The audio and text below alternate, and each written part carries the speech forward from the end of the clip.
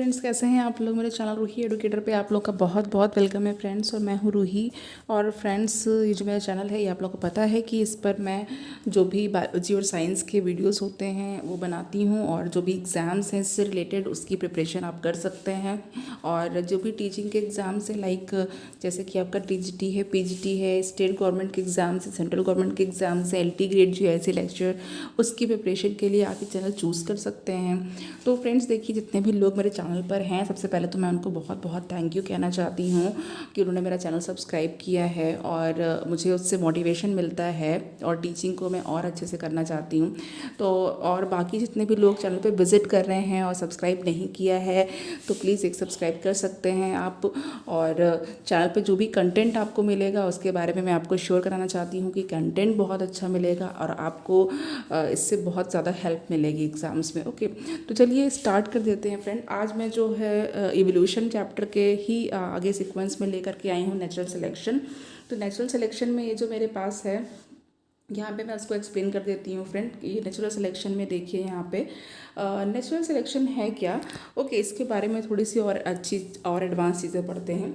तो देखिए, सबसे पहली बात तो ये कि फ्रेंड जो नेचुरल सिलेक्शन होता है ये क्या करता है, ये जीन फ्रिक्वेंसीज़ में चेंजेस लाता है। ओके, जो जीन्स की फ्रिक्वेंसीज़ होती हैं, आवृत्तियाँ होती हैं, उसमें चेंजेस लाता है। कैसे चेंजेस लाता है, और ये क्या करता है, ये जो भी एडाप्टेशन है, यानी कि जो भी वातावरण में होने वाली चीज़ें हैं जो कि किसी ऑर्गेनिज्म को अपने में अनुकूल कर लेनी चाहिए, अनुकूलन जो है, ठीक है, तो ये एडाप्टेशन को प्रमोट करता है। और ये एडाप्टेशन को प्रमोट करता है और जो कि प्रोडक्ट होता है इवोल्यूशन का, यानी कि ये जो है as a product of evolution ये एडाप्टेशन को प्रमोट करता है। और ये किसी भी ऑर्गेनिज्म में क्या करता है, कोई भी जीन की जो फ्रिक्वेंसीज होती हैं उसमें चेंजेस भी लाता है। ओके, अब यहाँ पे 3 टाइप्स ऑफ इंडिविजुअल को यहाँ पे पॉपुलेशन में कंसीडर किया गया है। 3 टाइप्स के इंडिविजुअल से हम समझ लेंगे। किसी भी पॉपुलेशन की बात की जा रही है, जैसे कि अगर स्मॉलर इंडिविजुअल है, ओके, स्मॉलर इंडिविजुअल्स हैं तो एक्सट्रीम फिनोटाइप में आ जाएगा। मीडियम इंडिविजुअल्स को इन्होंने एवरेज या नॉर्मल में रखा हुआ है, और लार्जर इंडिविजुअल्स को एक्सट्रीम फिनोटाइप में रखा हुआ है। ओके, नाउ नेचुरल सिलेक्शन को 3 टाइप्स का बताया हुआ है। तो देखिए, सबसे पहले स्टेबलाइजिंग सिलेक्शन है, डायरेक्शनल सिलेक्शन है, उसके बाद डिसरप्टिव सिलेक्शन है। यहाँ पे टाइप्स ऑफ सिलेक्शन की एक टेबल भी है मेरे पास, तो ये मैं आपको दिखाती हूँ कि किस तरीके से इस टेबल में क्या क्या बताया हुआ है। तो देखिए, सबसे पहले ये कैरेक्टर है, उसके बाद स्टेबलाइजिंग सिलेक्शन है, फिर डायरेक्शनल सिलेक्शन है, और डिसरप्टिव सिलेक्शन दे दिया है। फिनोटाइप जैसा कि आपको पता है कि जो कैरेक्टर्स हमें दिखाई देते हैं, जो उनको हम देख सकते हैं, ऑब्जर्व कर सकते हैं, वो फिनोटाइप है। तो फिनोटाइप फेवर्ड किसमें फेवर्ड होता है, देखिए मीडियम फिनोटाइप होता है स्टेबलाइजिंग सिलेक्शन में। डायरेक्शनल में ओनली 1 एक्सट्रीम होता है, और डिसरप्टिव में दोनों ही एक्सट्रीम फिनोटाइप हो जाते हैं। अगर हम एनवायरनमेंट की कंडीशन की बात करें तो स्टेबलाइज हो चुका है, ओके, स्थिरता की तरफ बढ़ रहा है, तो क्या है, ऑलमोस्ट अनचेंज रहता है। और डायरेक्शन सिलेक्शन में वो एक डायरेक्शन में चेंज होता है। एंड डिसरप्टिव में हिट्रोजेनस होता है। एलिमिनेशन, अब एलिमिनेशन करना है, एलिमिनेट करना है, इसमें देखते हैं दोनों ही एक्सट्रीम फिनोटाइप्स हैं। और डायरेक्शन सिलेक्शन में मीडियम फिनोटाइप होता है और एक एक्सट्रीम होता है। डिसरप्टिव में मीडियम फिनोटाइप है। पीक प्रोड्यूस होती है, कैसे प्रोड्यूस होती है, सिर्फ एक प्रोड्यूस होती है, ओके, सिर्फ एक पीक सेंटर में प्रोड्यूस होगी। और डायरेक्शन सिलेक्शन में सिर्फ एक पीक होगी एक साइड पे, ये ग्राफ की बात कर रहे हैं। और यहाँ पे डिसरप्टिव सिलेक्शन में 2 पीक होगी, 1 ऑन ईदर साइड, किसी भी साइड में हो सकती है। अब कैरेक्टर 5 आ गया है, इवोल्यूशनरी चेंज। इवोल्यूशनरी चेंज, ठीक है, अब इवोल्यूशनरी चेंज में क्या है, इसमें ये स्टेबलाइजिंग सिलेक्शन में does not occur. For example Latimeria का एग्जांपल है, जो कि एक लिविंग फॉसिल है, इसका नाम भी आपको याद रखना है, इसमें नहीं होता है। और इसमें प्रोग्रेसिवली होता है, यानी बढ़ता रहता है, प्रोग्रेस करता रहता है, जैसे कि इंडस्ट्रियल मेलानिज्म इसका एग्जाम्पल है। डीडीटी रेजिस्टेंस जो है मॉस्किटो में, वो भी इसका एग्जाम्पल है। यानी कि अगर इंडस्ट्रियल मेलानिज्म की बात हम लोग करेंगे तो वो किस टाइप के सिलेक्शन में आ जाएगा। ये नेचुरल सिलेक्शन जो है वो डायरेक्शनल नेचुरल सिलेक्शन है, ओके, डायरेक्शनल की कैटेगरी में आ जाता है। और डीडीटी के लिए जो रेजिस्टेंस हो गया है मॉस्किटोज में, वो भी डायरेक्शनल सिलेक्शन की ही कैटेगरी में आएगा। डिसरप्टिव सिलेक्शन की अगर मैं बात करूं तो ये होता है, लेकिन इस टाइप का जो सिलेक्शन होता है वो रेयर होता है, कभी कभी होता है, जैसे कि ब्रिटिश लैंड स्नेल इसका एग्जाम्पल दिया गया है। ओके, यहाँ तक आप लोगों को क्लियर हो गया है। नाउ नेक्स्ट अभी हम बताते हैं, नेक्स्ट स्लाइड है मेरे पास। एग्जाम्पल्स के साथ है। तो एग्जाम्पल है इसमें, example of natural selection, industrial melanism, जो कि बहुत ही कॉमन और फेमस है और एग्जाम में पूछा भी जाता है। इसमें क्या होता है इंडस्ट्रियल मेलानिज्म में, इसको क्या कहा जाता है, प्रोटेक्टिव रिजेम्बलेंस भी कही जाती है अपने सराउंडिंग के साथ। इस तरीके से वो लोग अपने आप को बना लेते हैं, अपने कलर को, ठीक है, उनकी बॉडी का जो कलर है वो अपने आसपास के सराउंडिंग के जैसा हो जाता है। अभी आप एग्जाम्पल में पढ़ लेंगे उसको, ठीक है। तो ये प्रोटेक्टिव हो जाती है, यानी कि उनको प्रोटेक्शन मिलता है इस चीज़ से। और देखिए इसमें होता क्या है, जो लाइट कलर के जो पेपर्ड मॉथ हैं, ओके, जिनको बिस्टन, यहाँ पे मैं फिर से बता देती हूँ, जो लाइट कलर के पेपर्ड मॉथ हैं, ओके, और इनका जो नाम है बिस्टन ब्यूटिलेरिया, ओके, वो डार्क मिलानिक स्पीशीज़ से, जो कि बिस्टन कार्बोनेरिया है। आप कार्बन जो कि डार्क कलर का होता है उससे आप इसका नाम लर्न कर सकते हैं, काले रंग का कार्बन है। तो ये जो है लाइट कलर का जो है वो पेपर्ड मॉथ, वो बिस्टन ब्यूटिलेरिया है, उसको रिप्लेस किया गया किससे, बिस्टन कार्बोनेरिया से। और ये क्या किया गया, ये जो फिनोमेना कहलाया, ये इंडस्ट्रियल मेलानिज्म कहलाया, ओके। और ये इंग्लैंड में हुआ था, और इंडस्ट्री का जो स्मोक था, ओके, इंडस्ट्री का स्मोक था, इसकी वजह से। तो ओरिजिनली ये किसने रिपोर्ट किया था, ये फोर्ड और फिशर ने रिपोर्ट किया था। उसके बाद इस पर एक्सपेरिमेंट भी किए गए, और एक्सपेरिमेंट कैटलवेल ने किए थे। और ये है एग्जाम्पल नेचुरल सिलेक्शन का। और ये क्यों होता है, ये जीन में म्यूटेशन के कारण हो जाता है, ओके। और ये गुड एविडेंस है, बहुत ही अच्छा एविडेंस है एवोल्यूशन का। और ये क्या कहता है, ये बताता है कि एवोल्यूशन कैसे प्लेस हुआ, कैसे हुआ आगे की तरफ। और ये आंखों के सामने, ह्यूमन की आंखों के सामने, नहीं कि हम लोग इस एवोल्यूशन को देख सकते हैं, ओके, हमने देखा, ह्यूमन ने इसको देखा, ओके। चलिए अब उसके बाद डीडीटी रेजिस्टेंस इन मॉस्किटो, इसमें दो टाइप के मॉस्किटो हुए, ठीक है, जो कि मोर डीडीटी रेजिस्टिव सेंसिटिव थे, और जो दूसरे थे वो थोड़े कम थे, ओके। तो जब डीडीटी को यूज़ नहीं किया गया तो जो पहले वाले थे वो डोमिनेट हो गए, उन वो जो है प्रचुर हो गए, उन्होंने अपना अधिकार जमाया। और जो दूसरे वाले थे, जब डीडीटी को इंट्रोड्यूस किया गया तो डीडीटी रेजिस्टेंट मॉस्किटो थे, वो सर्वाइव कर गए, ओके। तो यही रेजिस्टेंट था। अब आजकल अगर हम नाउ डेज, अगर आजकल एग्जांपल की बात करें, हम देना चाहें तो देखिए, जो भी मॉस्किटो रेपेलेंट हम लोग यूज़ करते हैं, जैसे ऑल आउट है, गुड नाइट है, जो भी है, आपने देखा होगा स्टार्टिंग में जब हम लोग इसको कई साल पहले यूज़ करते थे तो मॉस्किटोज़ बहुत कम हो जाते थे। लेकिन अब जो है नाउ डेज क्या है, आजकल ये जो रेपेलेंट है, ऐसा लगता है कि ये इनका इफेक्ट ही नहीं है, ये असर ही नहीं कर रहे हैं। क्यों? क्योंकि कहीं ना कहीं मॉस्किटो में इनके लिए रेजिस्टेंस पैदा हो गया है, इसीलिए ऑल आउट के ऊपर ही मच्छर मंडराते रहते हैं, ओके। तो ये सारी चीज़ें हैं कि कहीं ना कहीं रेजिस्टेंस पैदा हो जाता है। और एंटीबायोटिक की बात करें तो कुछ एंटीबायोटिक जो बहुत ही लाइट एंटीबायोटिक्स होती थी, वो जो है जब शुरू में ली जाती हैं किसी भी डिजीज़ के अगेंस्ट, तो वो पहले वर्क करती थी। लेकिन अब क्या है, वो एंटीबायोटिक्स भी हमारी बॉडी के लिए जो है क्या हो गई, रेजिस्टेंस पैदा हो गया है बैक्टीरियाज में उनके लिए। तो अब थोड़ा सा स्ट्रॉन्ग एंटीबायोटिक लेना पड़ता है।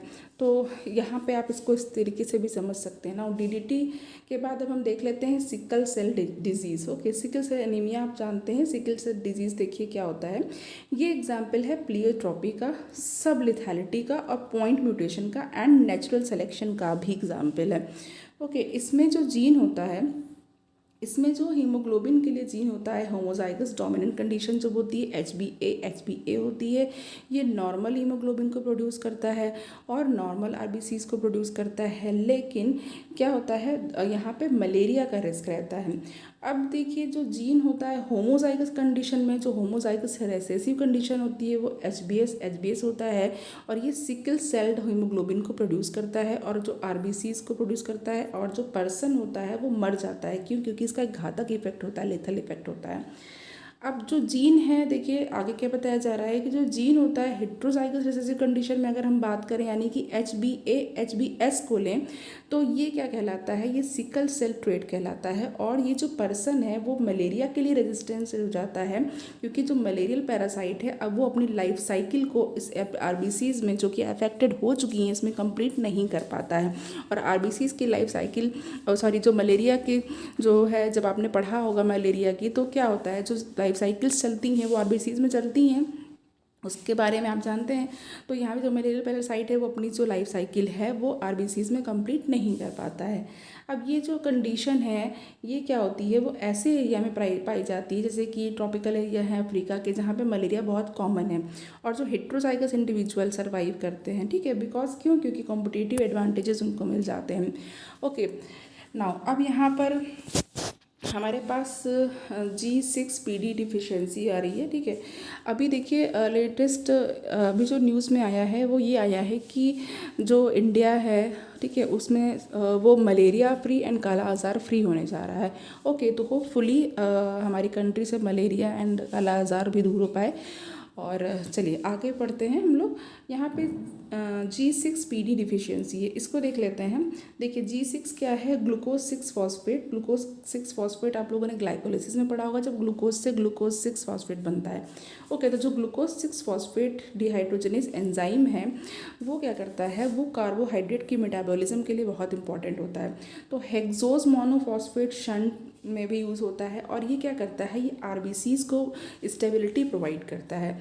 अगर ये एंजाइम कम हो जाए, यानी कि इस एंजाइम की अगर कमी हो जाए तो क्या होगा, ये रेयर ही है कि इसकी कमी हो, लेकिन इसमें होता ये है कि जो मलेरियल पैरासाइट होता है वो इस लाइफ साइकिल को अफेक्टेड आरबीसीज में कंप्लीट नहीं कर पाता है। ओके तो यहाँ पे भी एक एग्जाम्पल आपको मिल गया। अच्छा नाउ नेक्स्ट यहाँ पर जो इंडस्ट्रियल मेलानिज़म है उसका यहाँ पे मैं आपको बता देती हूँ। ये पिक्चर ये फ़ोटोज़ भी हैं उसकी, तो इसमें से भी थोड़ा समझ में आ जाएगा। देखिए यहाँ पे स्टेबलाइजिंग सिलेक्शन था और ये ओरिजिनल पॉपुलेशन का ग्राफ है, पीक आप देख सकते हो उसकी, ठीक है। और यहाँ पे पॉपुलेशन जो है नेचुरल सिलेक्शन के बाद जो है, अब इसमें बताया क्या गया है, रॉबिन्स टिपिकली जो है वो 4x ले करते हैं, ये क्या है, स्टेबलाइजिंग सिलेक्शन का एग्जाम्पल है। और लार्जर जो क्लचेस होते हैं वो माल नरिश्ड चिक्स होते हैं, जबकि जो स्मॉलर क्लचेस होते हैं वो उनमें कोई भी वायबल ऑफस्प्रिंग होते ही नहीं है, मतलब वो वायबल नहीं होता है, जिंदा नहीं रहेगा।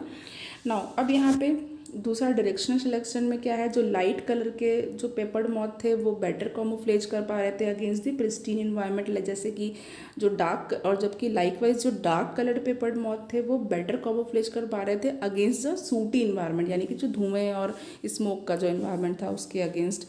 और यहाँ पे ये क्या था, एक इंडस्ट्रियल रेवोल्यूशन का एग्जाम्पल था जो कि प्रोग्रेस किया गया 19th सेंचुरी ऑफ इंग्लैंड में, 19th सेंचुरी में प्रोग्रेस हुई इसकी। और तो जो कलर ऑफ मॉथ पॉपुलेशन था वो शिफ्ट हो गया लाइट से डार्क की तरफ। ये एग्जाम्पल है डायरेक्शनल सिलेक्शन का। इसी तरीके से हमारे पास यहाँ पे आप देख सकते हैं ये ओरिजिनल पॉपुलेशन है, यहाँ पे लाइट कलर के मॉथ हैं और यहाँ पे डार्क सूटी कलर के हो गए। अब यहाँ पे hypothetical population grey and Himalayan, जो ग्रे एंड वाइट रैबिट्स की हैं, ये better able to blend with rocky environment, ये रॉकी इन्वायरमेंट से ब्लेंड कर गए। और फिर वाइट रैबिट्स जो थे ये वाइट हैं और ये ब्लैक हैं और ये ब्लेंडेड वाले हैं। ओके आप पिक्चर में देख सकते हैं ईजिली।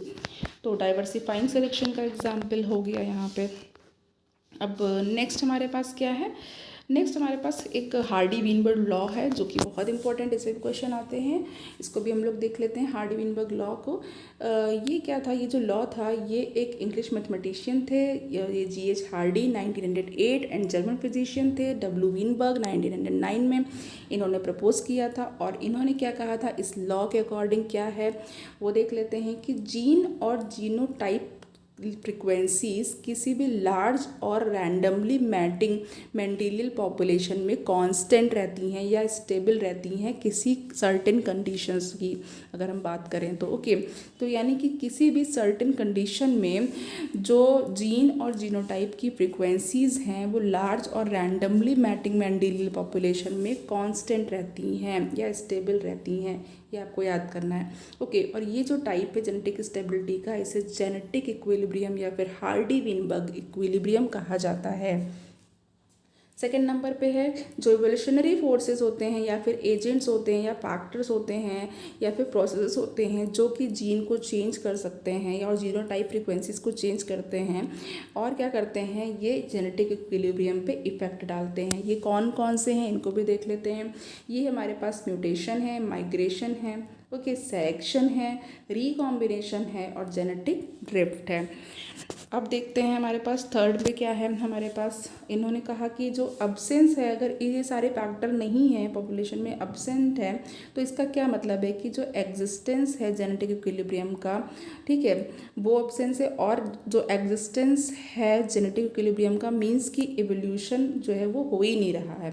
ओके, तो यहाँ से ये चीज़ पता चल गई है आपको। अब एवोल्यूशन कब पॉसिबल है?